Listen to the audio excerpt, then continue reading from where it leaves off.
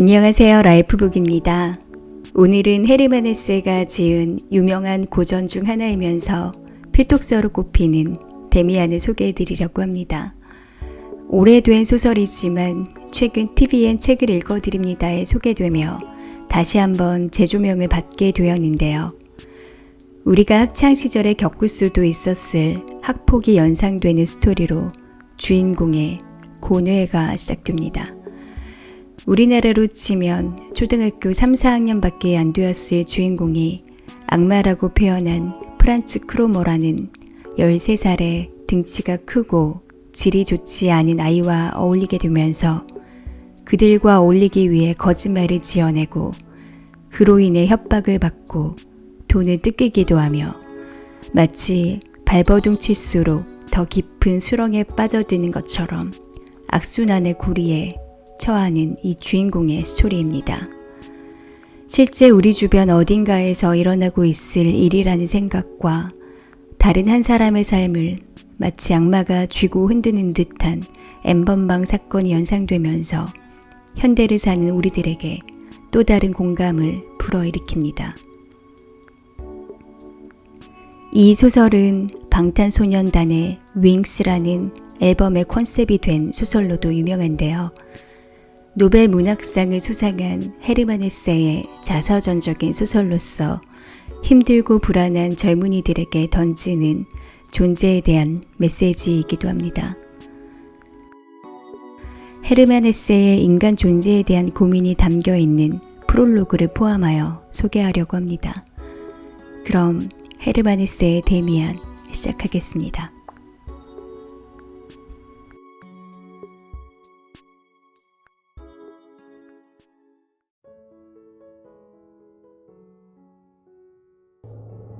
사실 내가 살아보려고 시도한 노력은 나라는 인간 속에서 자연스럽게 빠져나오려는 결심에 의한 것뿐이었다. 그런데 그것이 어쩌면 그렇게도 어려웠을까?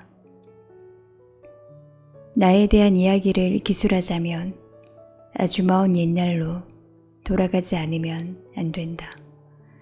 될 수 있으면 내 유년기, 아니 거기서 더욱 거슬러 올라가 훨씬 먼 조상의 이야기로부터 시작하는 것이 순서라고 생각된다.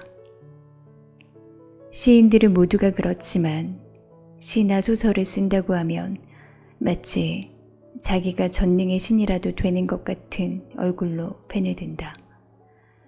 어떤 인간의 생애를 그려낼 때 그의 성격이나 면모, 생활의 구석구석까지를 거울을 들여다보듯이 환히 알고 있는 신에게서 이야기를 듣고 그것을 하나도 빠뜨리지 않고 서술할 수가 있는 것처럼 자기 자신을 지나치게 믿어버린다.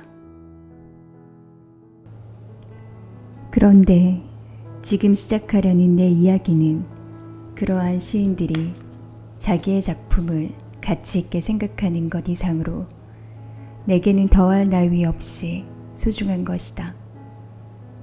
이것은 나 자신에 관한 이야기로서 결코 가공의 인물이 아닌 실존하는 한 사람의 인간 기록이기 때문이며 상상할 수도 없는 이상의 인간, 어쨌든 존재하지 않는 환상적인 허구의 인간이 아니라 단 한 번뿐인 현실적인 삶을 영위한 인간, 그리고 현재 살아있는 인간의 이야기이기 때문이다. 현실적으로 살아있는 인간이란 말의 의미는 옛날과는 달리 지금은 그 정의와 한계의 윤곽이 모호하게 되어 있다. 누구에게나 그렇지만 인간이 삶을 영위한다는 것은 자연과 더불어 호흡하는 단 한 번뿐인 삶의 실험 과정에서 얼마나 많은 사람들이 억울하게 목숨을 빼앗기고 있는가.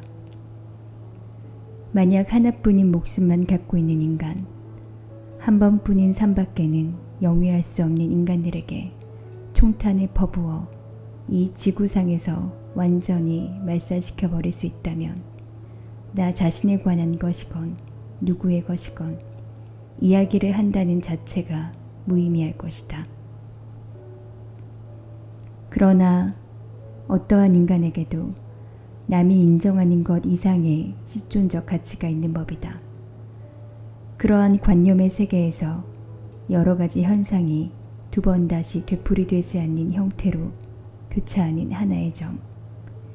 이 특수한 하나뿐이고 한 번뿐인 점에서 모든 인간은 동등하며 또 어떠한 경우에도 이 하나의 점의 중요성과 불가사의한 신비성에 대해서 변화나 변조는 일어나지 않는다. 그러므로 어떠한 인간의 이야기도 중요하고 영원히 성스러우며 또 어떠한 인간의 경우도 한 번뿐이고 하나뿐인 삶의 실험 과정에서 자연의 섭리에 순응하고 자연의 의지를 지속시켜 나가는 한 실험은 경이적인 것이며 실로 주목할 만한 가치를 갖고 있는 것이라 할 수 있겠다. 왜냐하면 인간은 누구나 영혼의 형태를 갖추고 존재하는 것이며 삶을 영위하는 자에 당연히 치러야 할 고뇌로서 구세주처럼 십자가를 짊어져야 하기 때문이다. 인간이란 무엇인가? 쉬운 것 같으면서도 어려운 이 질문에 올바른 해답을 내릴 사람은 별로 없으리라. 그러나 대부분의 사람들은 알 것도 같고 모를 것도 같은 이 문제를 항상 생각하고 있으며 생각하는 동안에 올바른 해답을 얻지 못한 덕분으로 편안하게 죽음의 길을 떠난다. 내가 이야기의 기술을 마쳤을 때 편안하게 눈을 감을 수 있는 것과 마찬가지로 나는 나 자신을 깨달은 인간이라고는 결코 말하지 못한다.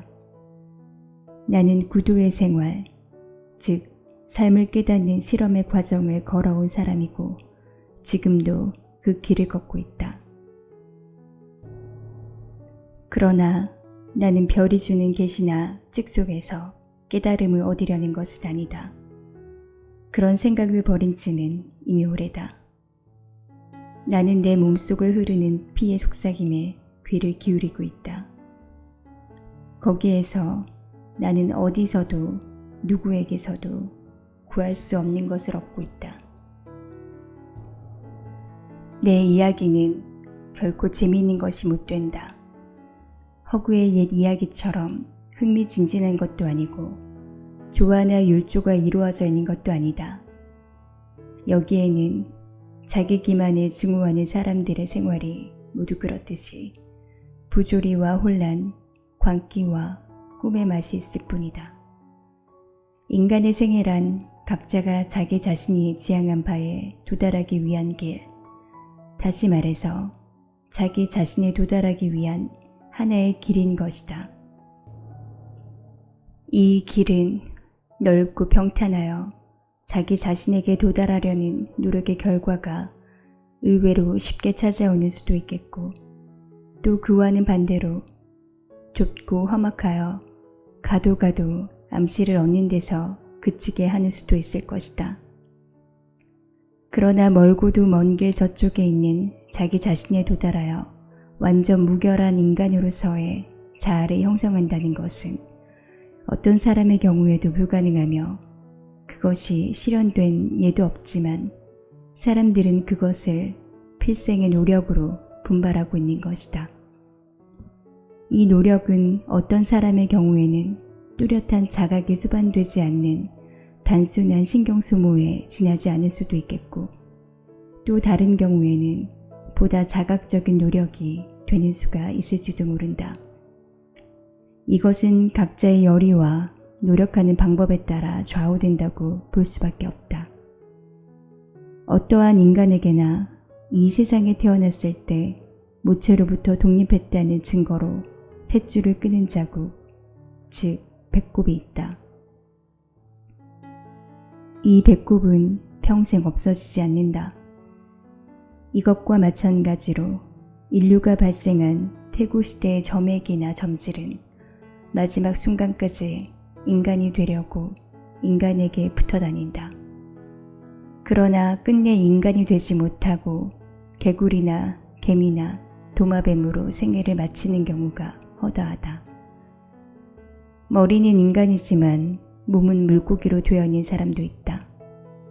이러한 사람들도 인간 본연의 삶을 목적으로 하여 태어났고 그 목적을 달성하기 위해 존재한다는 점에서는 완전한 인간상을 갖춘 사람들과 조금도 다를 바가 없다. 형태는 여하간에 우리는 모두 인간 공통의 특질을 갖고 있다. 인류의 기원이나 조물주의 신비를 은유하는 것은 아니지만 현실적으로 말해서 우리 인간은 어머니라는 공통되는 모체로 너나 할 것 없이 모두 같은 구멍에서 기어나온 존재인 것이다. 그리고 실험물로 빠져나온 우리 인간은 자기의 생성 과정을 돌이켜보기 전에 앞으로의 목표를 향해 돌진하고 그것을 달성하기 위해 노력한다. 우리는 남의 이야기를 듣고 이해할 수 있으며 다시 그것을 다른 사람에게 옮길 수도 있겠지만 가장 정확하게 자기를 설명하는 사람은 오직 그 자신뿐인 것이다.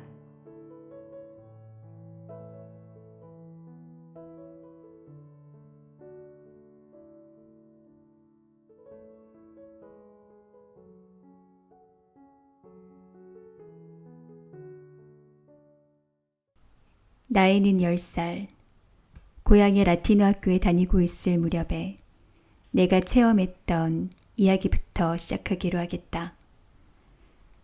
이야기를 하려니 그 당시의 추억들이 질풍에 불려오듯 내 마음에 파고든다. 슬픔과 즐거움, 두려움 등등 이런 것들이 한꺼번에 밀어닥쳐 내 몸을 흔든다. 그야말로 다양했던 지난날의 꿈이다.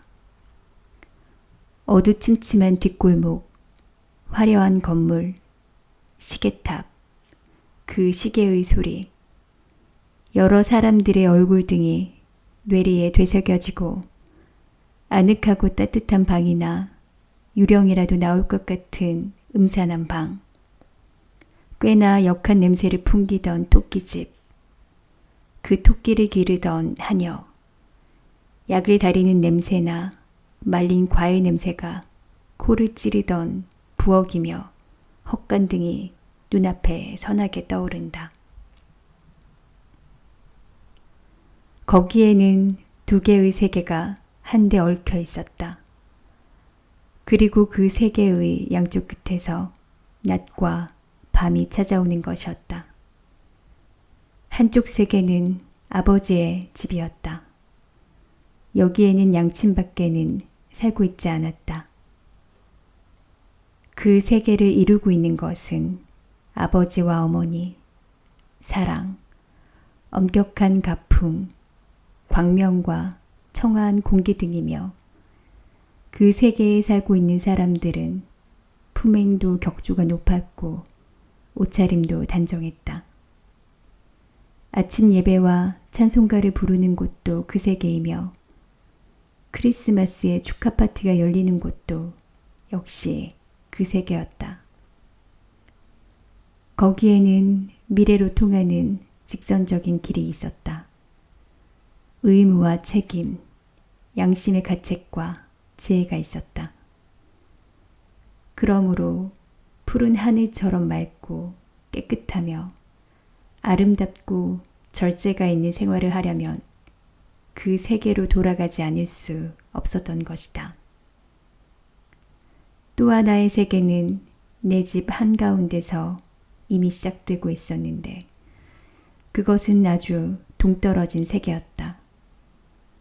냄새도 달랐고 말투도 달랐으며 장래성이나 요구도 달랐다.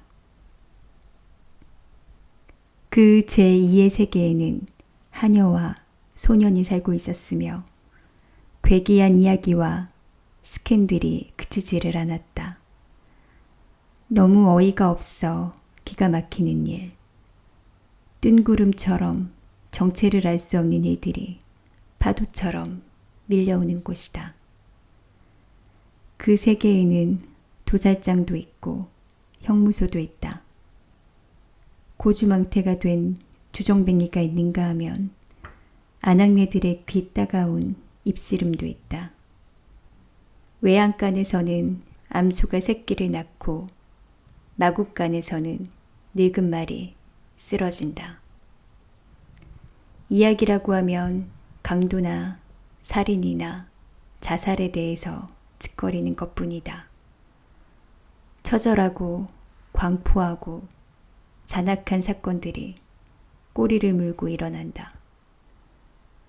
바로 코앞에 있는 집에서도 그렇고 누우면 뒤통수가 닿는 뒷집에서도 그렇다. 그런 사건들이 흔해 빠졌으니 예사로워져서 길바닥에 널려있는 쓰레기를 보는 것 정도로밖에는 여겨지지 않는다.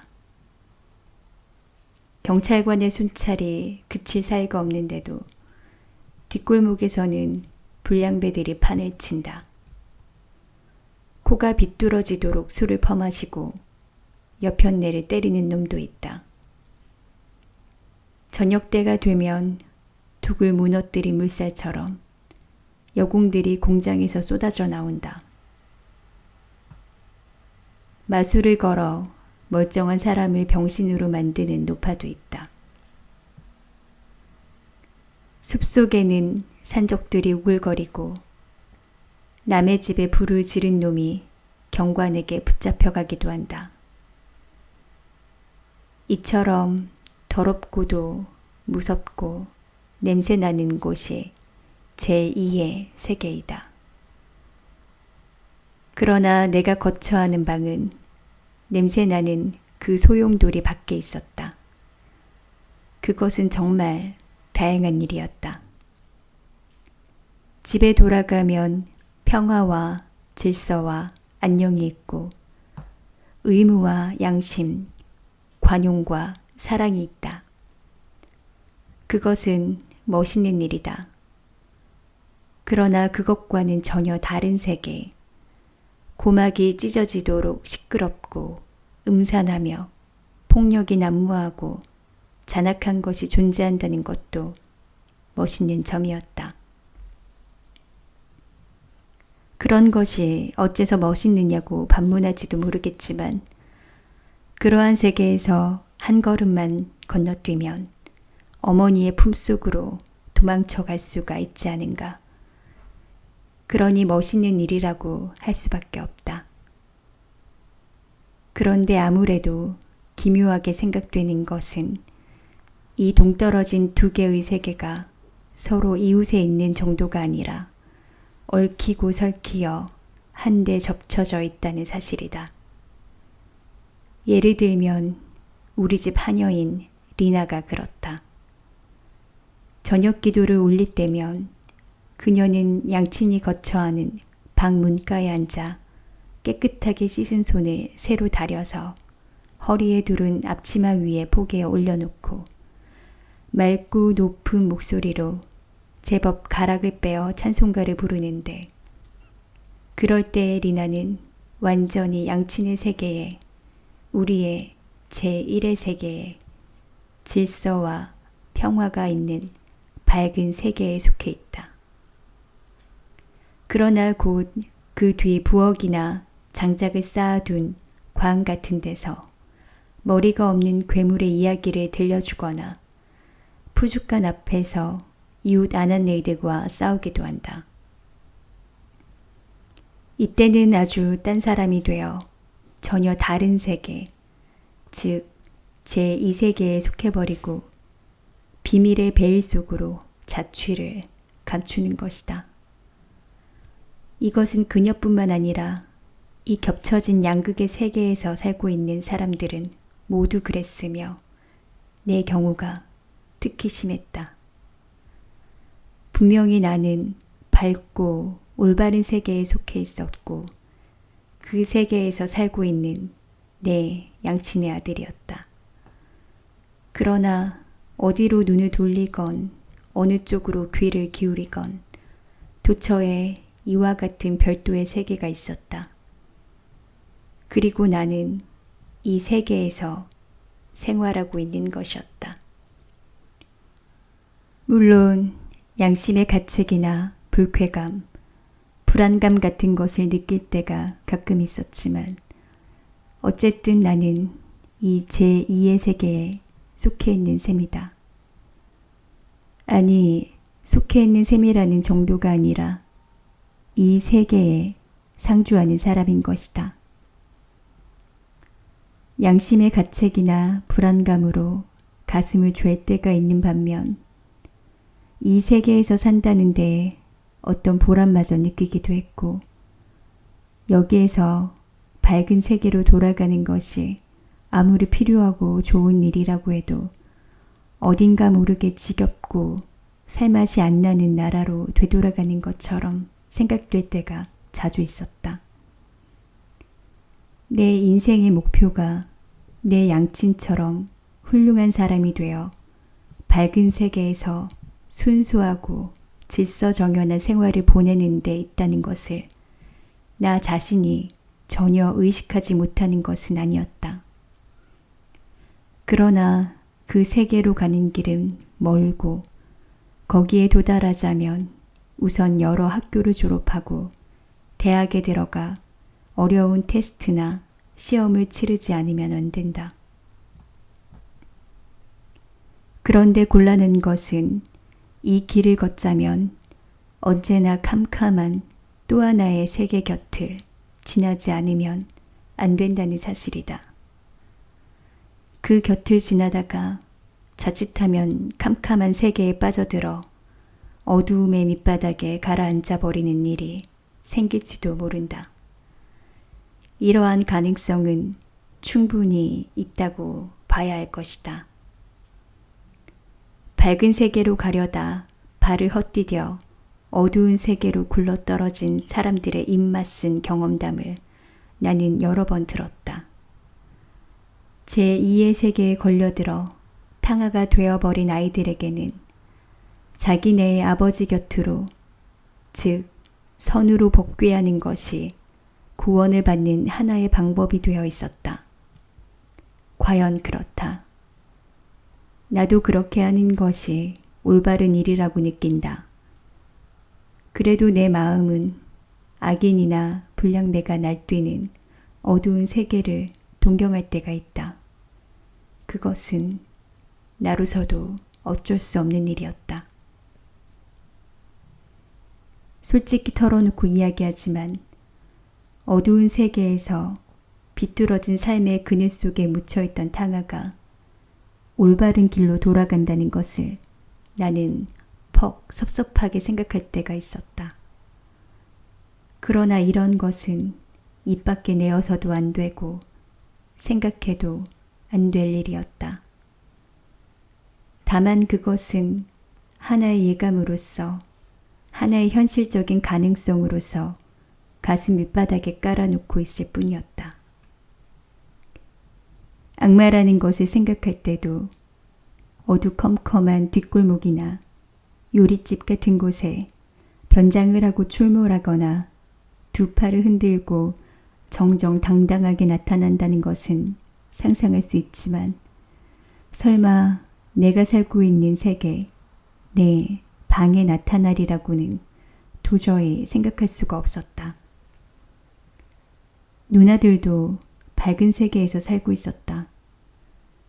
그녀들의 인품은 아버지와 어머니를 닮았다고 생각되어질 때가 많았다. 나보다도 인간미가 있고 품행도 단정하여 밝은 세계에서 올바르게 사는 사람으로서의 결점은 거의 없는 것처럼 보였다. 따지고 보면 얼빠진 짓을 곧잘 하고 또 어딘가 좀 모자란다고 생각되는 구석이 한두 군데가 아니지만 그 얼빠지고 모자라는 것이 나만큼 깊이 마음속에 뿌리를 내리고 있지는 않았다. 그리고 그와 같은 그녀들의 결점이 내 경우와는 아주 다른 것으로 생각되었다. 왜냐하면 나는 악과의 접촉에서 얻는 고통이 내 힘으로는 감당할 수 없을 만큼 무거웠고 어두운 세계가 그녀들보다 훨씬 가까이 내 곁에 다가와 있었기 때문이다.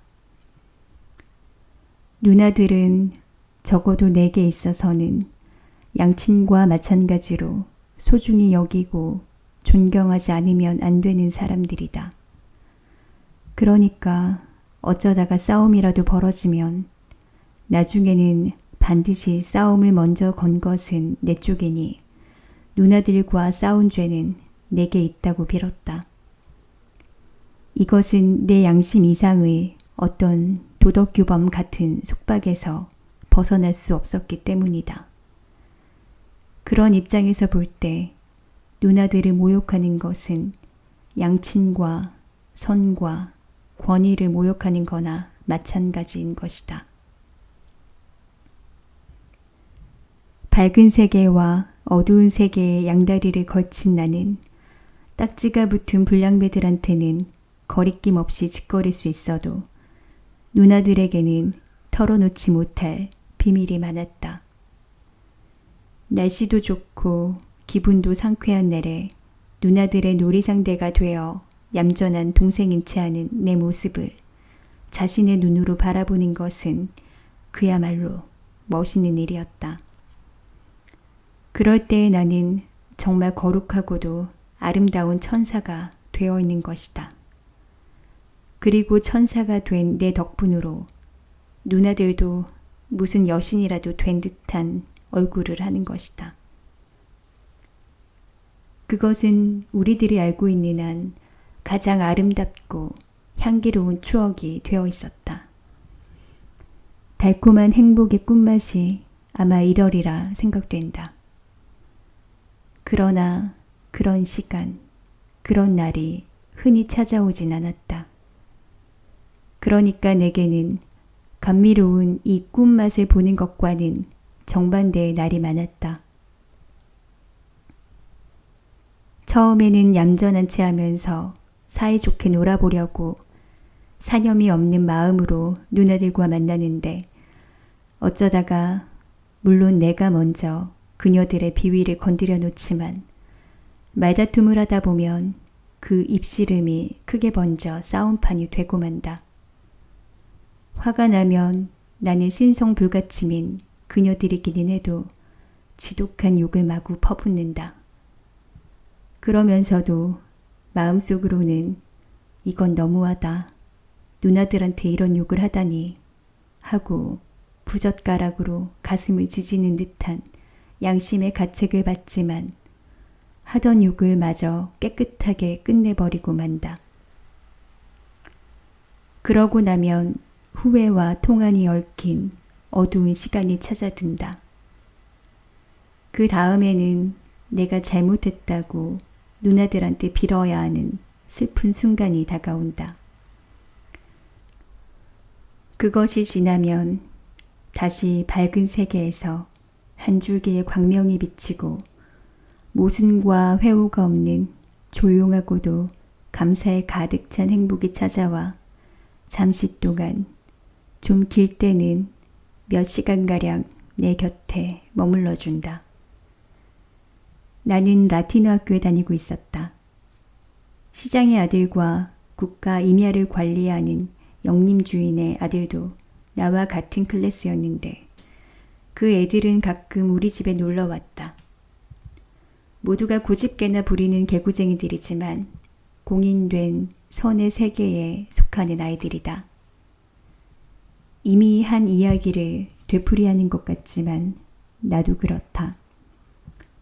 내가 친구로 사귄 애들은 그들뿐만이 아니다. 라틴어 학교가 아닌 일반 소학교에 다닌다는 이유로 멸시를 받고 있던 근처의 아이들하고도 가깝게 지냈던 것이다. 그들 가운데 한 아이. 나는 여기서부터 이야기를 시작하지 않으면 안 된다.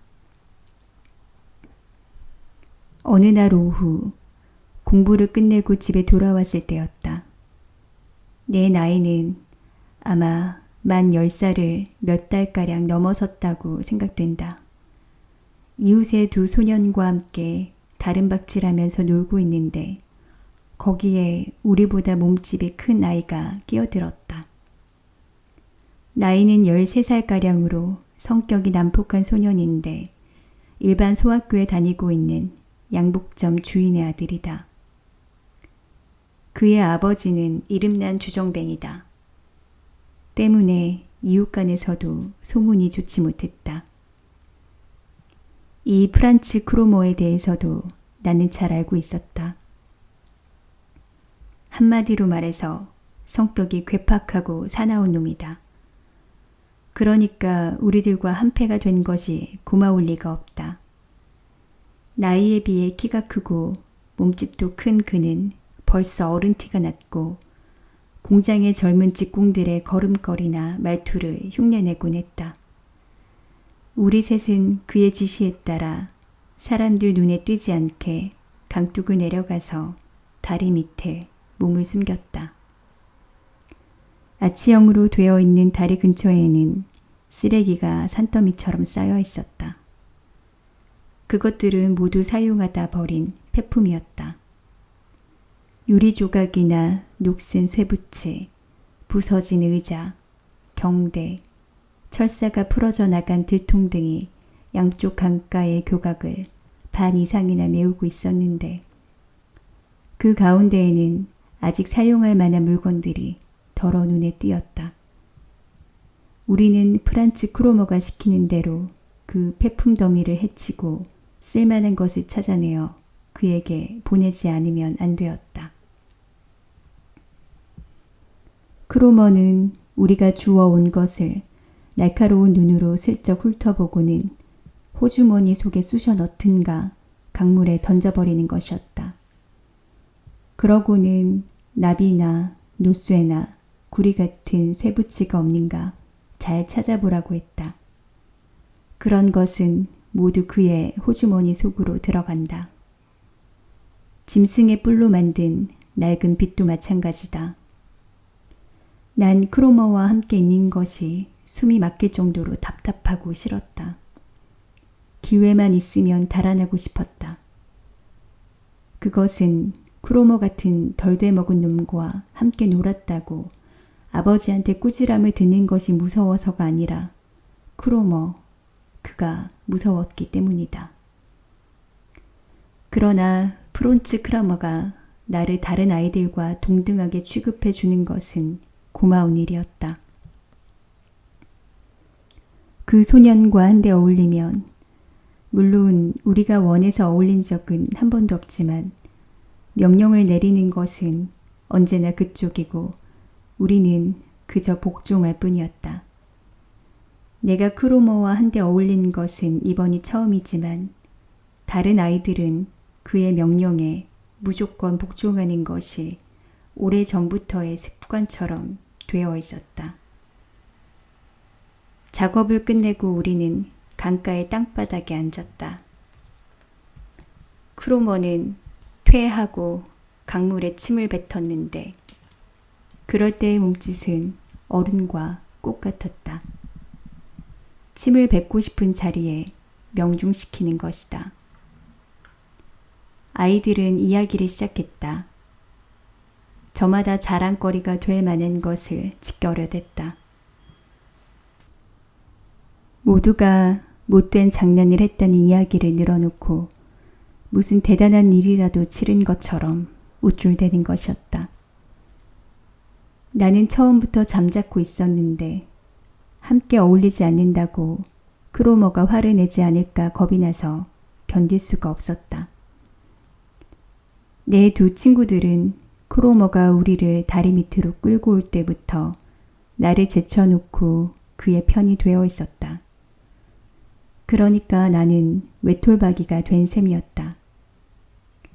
그들 셋은 내 옷차림이나 태도로 미루어 자기들을 무시하는 것으로 생각했는지도 모른다. 어찌됐든 내가 입을 다물고 있는 것을 무언의 반항이나 도전적인 행위로 간주한 것만은 사실이다. 더욱이 라틴어 학교의 학생이고 상류사회 명문의 아들인 나를 크로머가 좋아할 리 없었다. 다른 두 아이들도 예외는 아니다.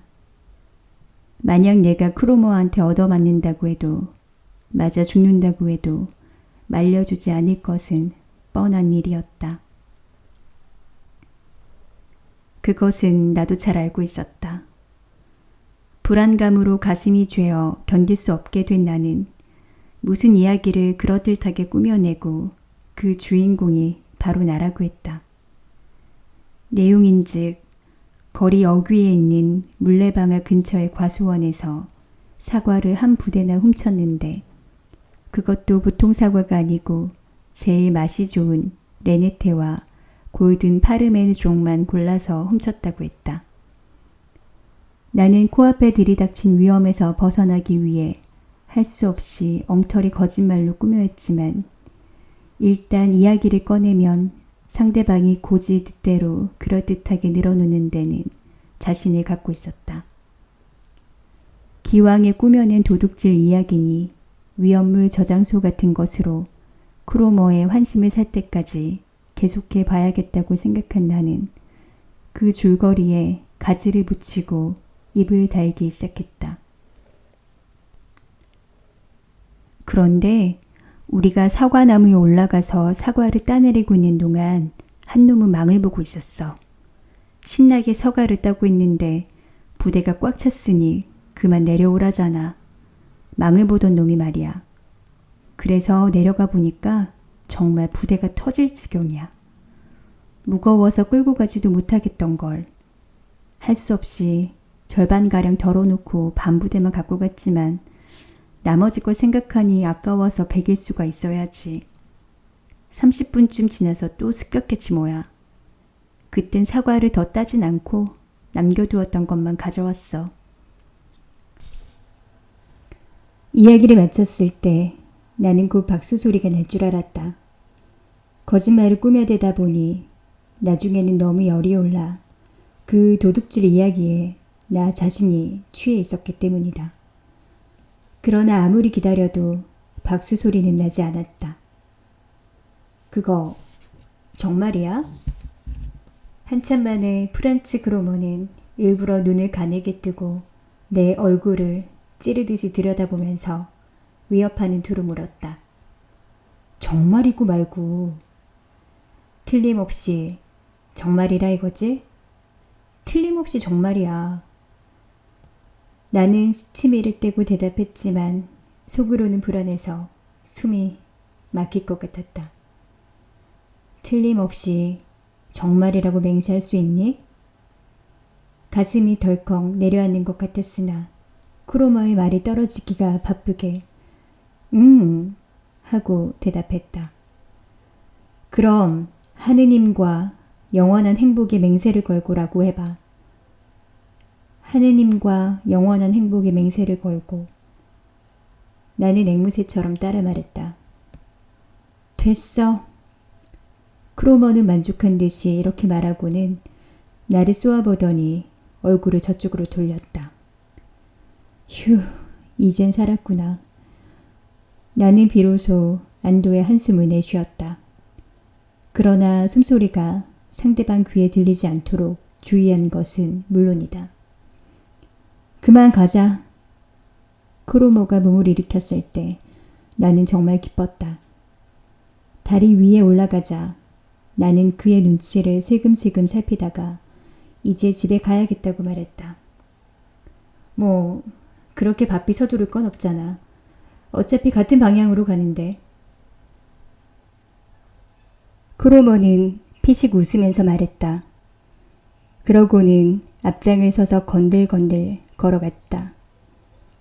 나는 다른 박질을 할 용기가 나지 않았다. 크로머는 우리 집 쪽으로 여전히 건들거리는 걸음을 옮기고 있었다. 집 앞에 도착하여 노쇠로 만든 현관문의 손잡이와 유리창문이 둔한 석양의 헥사를 반사하고 있는 것이 눈에 들어왔을 때 나는 두 번째로 안도의 한숨을, 그때는 다리 밑에서와는 달리 마음껏 길게 몰아쉬었다. 폭군으로부터 완전히 해방된 것이다. 어머니 방에 열려있는 창문으로 커튼 자락도 보였다. 아, 이제야 겨우 내 집에 돌아왔구나. 이렇게 밝고 평화로운 세계에 돌아올 수 있다니 얼마나 고마운 일이냐.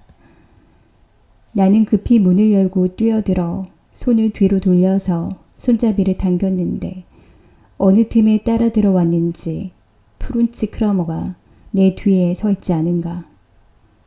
타일을 깐 현관 바닥에 떡 버티고 선 그는 내 팔을 우악스럽게 움켜쥐고는 그렇게 서두르지 말라니까 하고 나지막하면서도 귀청을 쩌렁쩌렁 울리는 목소리로 말했다. 나는 흠칫 놀라면서 그를 돌아보았다. 내 팔을 움켜잡은 그의 손은 무쇠처럼 단단했다. 이놈이 무슨 심수를 부리려고 이러는지 모르겠네. 나를 괴롭힐 작정이라도 하고 있는 것일까? 나는 생각했다. 큰 소리로 고함을 지르면 누가 달려와서 나를 구해줄까? 하는 생각도 했다. 그러나 두 번째 생각은 버리기로 마음먹었다. 왜 그래? 무슨 일이 있어? 나는 물었다. 뭐 별것은 아니야. 좀 묻고 싶은 게 있어서 잠깐 실례했을 뿐이야. 다른 애들한테 말할 필요가 없는 건데. 뭐야, 말해봐. 빨리 2층에 올라가야 해. 그 과수원 말이다. 주인이 누군가 알고 싶어. 너는 물론 알고 있겠지? 몰라. 난 방앗간 주인 것이 아닌가 생각하지만 확실한 건 몰라. 크로머는 갑자기 소나귀에 힘을 주더니 내 팔을 비틀어 돌리면서 자기 앞으로 바싹 끌어당겼다. 나는 그의 얼굴을 정면으로 쳐다보지 않을 수 없는 자세가 되고 말았다. 그의 눈에는 아기가 가득 차 있었으며 이 먼저리에는 심술궂은 미소가 떠올라 있었다. 얼굴 전체에 잔인한 힘이 넘치는 그런 표정이었다. 과수원의 주인이 누군지를 정말 모른다면 내가 가르쳐주지. 그 주인은 벌써부터 사과 도둑놈 때문에 골머리를 앓고 있었다는 거야. 어떤 놈이 훔쳐가는지 가르쳐주면 이마르크를 준다고 했단 말이다. 그 도둑대장이 꼬리가 이렇게 밟히고 말았으니 안 됐군. 이마르크라. 아니야 난. 뭐가 아니야. 한 놈은 망을 보고 몇 놈은 나무에 기어 올라가서 땄다고 아주 재미있고도 자세하게 내 입으로 말하지 않았어? 아니, 하지만 프란츠, 설마 내가 한 말을 퍼뜨리지는 않겠지? 이렇게 말은 했으나 그의 명예심에 호소해봤자 아무 소용도 없다는 것을 나는 직감적으로 느꼈다. 그는 내가 살고 있는 세계와는 아주 다른 또 하나의 세계에 속해 있는 인간이다. 그런 인간에게는 배신 행위쯤은 죄도 아무것도 아닌 것이다. 나는 그것을 분명히 의식했다. 그런 면에 있어서 그 다른 세계의 사람들은 우리와 판이하게 구분되는 것이다. 뭐, 퍼뜨리지 말라고? 그런 멍청이 같은 소리를 하면 곤란한데 이거 봐. 이마르크 은화가 작은 돈인 줄 아니? 난 가난뱅이야. 우리 집에 너의 아버지처럼 돈 많은 사람이 없다는 걸 모르지 않을 테지. 냄새나는 폐품 더미를 뒤적여서 이마르크를 만들자면 몇 년이 걸릴지 몇십 년이 걸리지도 모르는데 입술만 두어 번 움직이면 되는 일을 포기하다니. 돈 많은 놈들은 가난뱅이의 속을 몰라준다더라만 너무 등신 같은 소린 하지 마라. 이마르크라. 어쩌면 더 생길지도 모르겠다. 도둑놈을 모조리 잡아준 셈이니 말이야. 그러고는 내 팔을 놓았다. 현관 안에는 이미 평화나 안전이 없었다. 크로머의 독설이 삼켜버린 것이다. 내 주위에서 밝은 세계는 무너지기 시작했다. 프란츠 크로머는 나를 틀림없이 밀고 할 것이다. 나는 죄인이 되고 말았다. 우리 아버지에게도 일러 바칠지 모른다. 잘못하면 경찰관에게 붙잡혀갈지도 모를 일이다. 불안과 공포가 한꺼번에 나를 덮쳤다. 모든 위험과 혐오가 나를 응징하기 위해 동원되었다. 훔치지 않았다는 말은 용인될 여지가 없는 것이다. 하느님과 영원한 행복이 걸고 맹세까지 하지 않았는가. 눈물이 쏟아져 나왔다. 이 위기를 모면하려면 크로머를 매수하는 수밖에 없다고 나는 생각했다. 호주머니란 호주머니에는 모두 손을 넣어보았다. 사과 1개, 나이프 하나 나오지 않았다. 아무것도 없다. 아, 시계가 있었지. 케이스는 은이지만 바늘은 움직이지 않는다. 낡고 고장난 골동품 같은 시계다. 그것은 죽은 할머니의 유물이었다. 시간을 가리키지 않는 시계지만 그저 갖고 다니고 싶어서 갖고 있다는 것이다. 나는 얼른 시계를 꺼냈다. 크로머, 주인한테 일러 바치는 건 너무해. 내 입장이 어떻게 되겠나. 좀 생각해줘야 하잖아. 이 시계를 줄게. 이거밖엔 아무것도 없어. 자, 받아. 은시계야.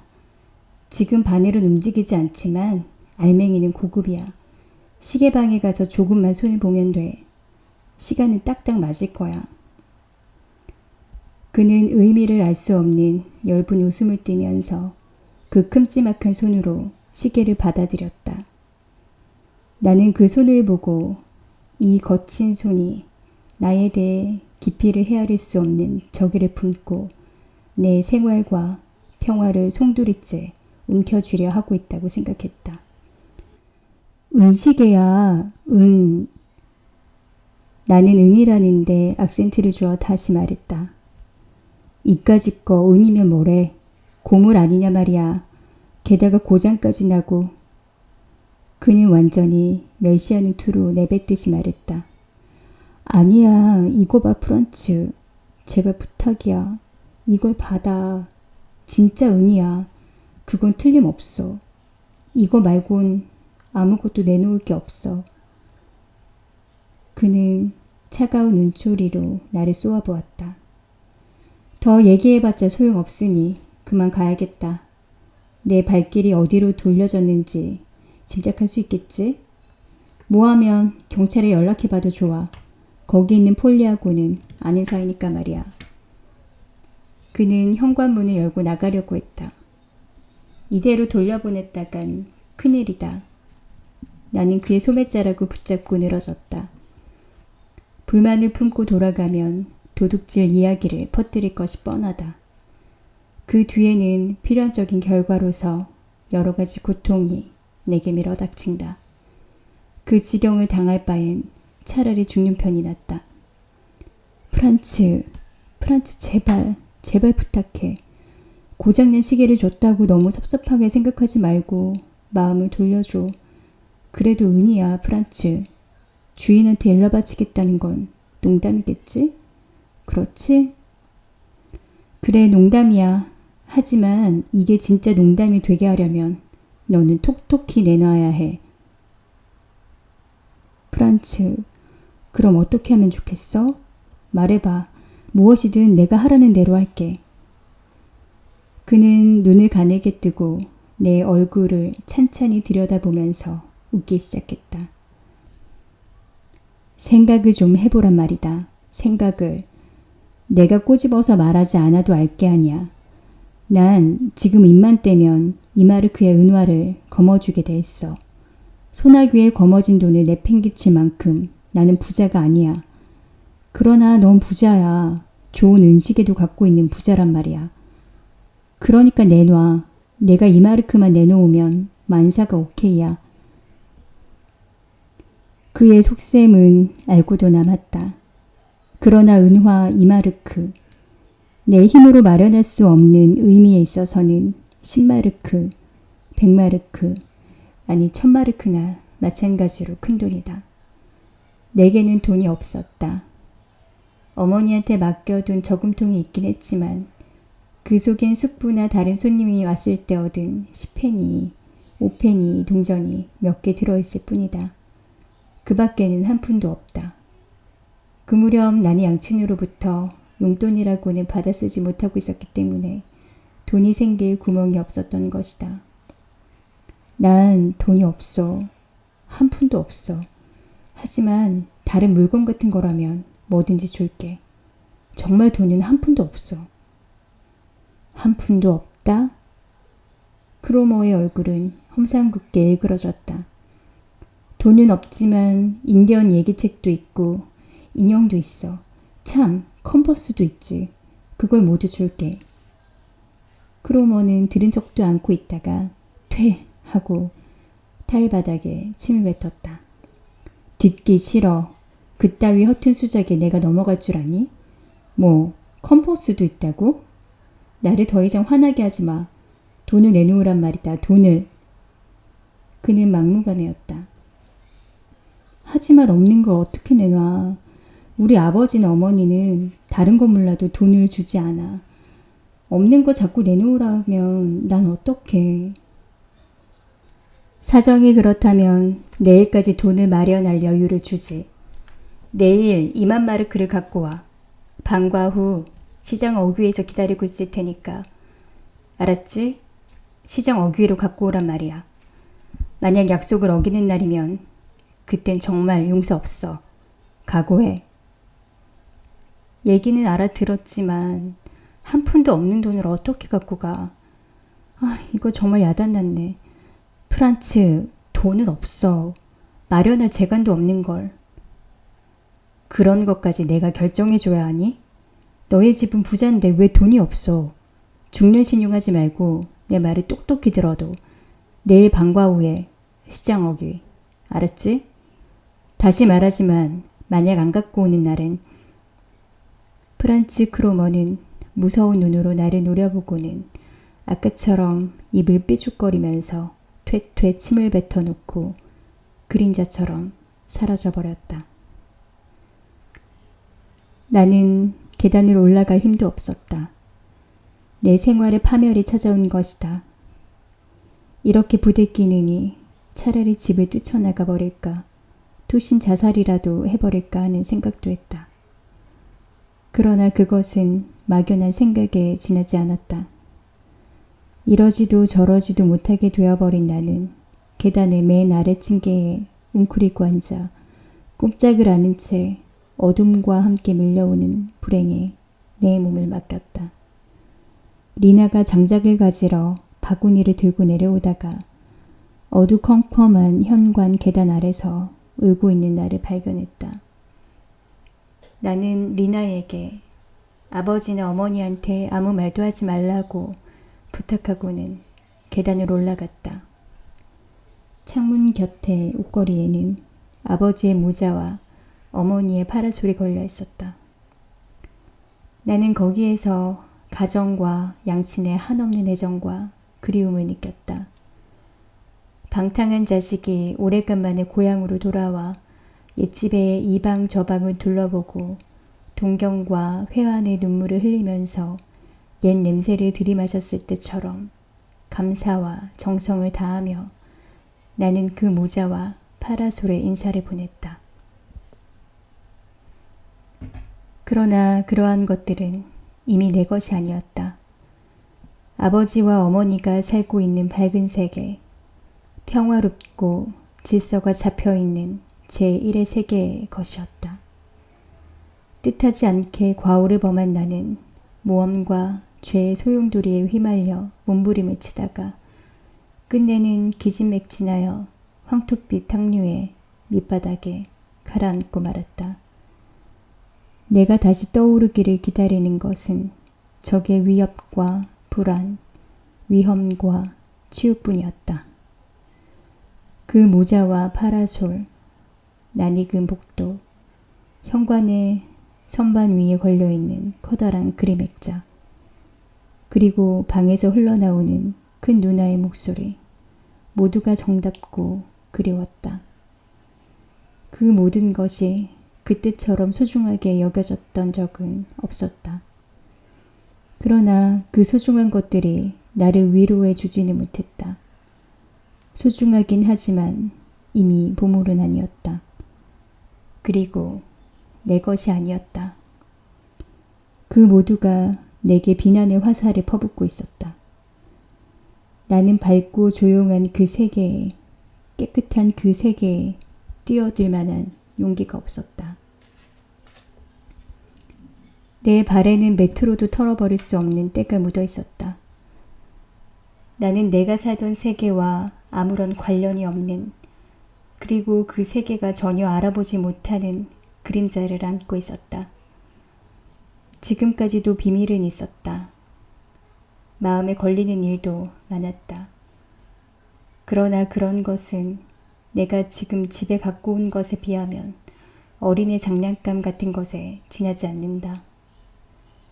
농담으로 돌려도 아무런 뒤탈이 없을 만큼 무가치한 것이다.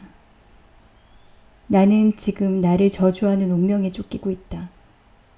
사방으로 쫓겨다니고 있다. 아무리 달아나도 내게 뻗쳐오는 그 운명의 손길에서 빠져나갈 수 없다. 그 운명의 손에서 나를 건져주는 사람은 아무도 없다. 어머니에게도 나를 지켜줄 만한 힘이 없었다. 가령 있다고 해도 나를 저주하는 운명의 손이 지금 내 뒷덜미를 움켜쥐려 한다는 말을 어머니에게 할 수는 없다. 이렇게 된 이상 내가 저지른 죄가 도둑질이건 거짓말이건 그런 것은 아무래도 좋았다. 내 죄는 도둑질이나 거짓말에 국한되는 것이 아니다. 그렇다면 내 죄는 어디까지 뻗어나가는 것인가? 악마하고 악수를 한 것이 내가 저지른 죄의 근원이다. 나는 왜 그 애들을 따라갔을까? 나는 왜 아버지에게서 그처럼 주의를 받았는데도 크로머의 말을 들었을까? 나는 왜 하지도 않은 도둑질을 했다고 거짓말을 꾸며 했을까? 마치 그것이 영웅적인 행위라도 되는 것처럼 왜 자랑삼아 말을 했을까? 그것도 일부러 거짓말을 꾸며서까지 말이다. 그때 악마는 내 손을 붙잡은 것이다. 그때부터 나를 평생토록 괴롭힐 원수가 내 뒤를 쫓기 시작한 것이 아닌가. 내일 방과 후 시장 어귀에서 갑자기 무서운 생각이 들었다. 그러자 암흑의 세계를 향해 가속도적으로 치닫는 내 모습이 환상에서 현실로 돌아오는 것 같아서 온몸에 소름이 끼쳤다. 조금 전에 경험한 과오가 새로운 과오를 연달아 일으킬 것이 틀림없다는 것과 시치미를 떼고 누나들 앞에 모습을 나타내거나 양친에게 인사를 하고 키스를 해도 내가 저지른 죄는 도저히 감춰질 수 없다는 것, 그리고 가족들한테 숨기고 있는 비밀과 나를 저주하는 운명이 내 몸에 들러붙어 떨어지지 않는다는 것을 나는 뚜렷하게 의식하고 있었다. 아버지의 모자를 바라보고 있는 동안 순간적이긴 했지만 신뢰와 희망이 내 가슴 속에서 고개를 쳐들었다. 모든 것을 아버지 앞에 털어놓고 심판을 받자. 그리고 아버지가 내리는 판결에 복종하고 내 몸에 떨어지는 죄의 대가를 사양하지 말자. 아버지는 내게 벌을 내릴 사람이 아니다. 아버지 앞에 무릎을 꿇고 용서를 빌어보자.